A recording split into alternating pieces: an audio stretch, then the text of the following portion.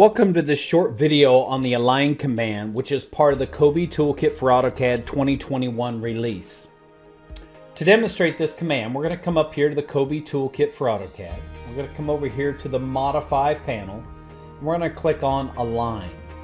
At the command line, it says select your object. So this is the object I want to align, so I'm going to select that, and then I'm going to press Enter. And then it says pick guideline or 2 points. So I could pick a line. I'm just going to go 2 for 2 points. I'm going to say let's go from here to say there. A little dialog box is going to come up and said how do you want to align it? I'm going to say well, let's do this one. Let's select it right into the middle. I want to align it right in the middle of that line. And I'm also going to rotate it. And so I'm going to click on that rotate, and there you can see it's aligned. I'm going to go OK. Same thing, I can do this with a block. So I'm going to do it again. I'm going to select the Align command. I'm going to select this block here.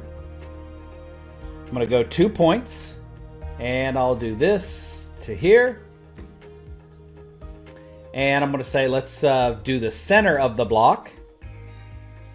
And I'll also do the rotation here so I can see that it's rotated on that, and I'm going to go OK.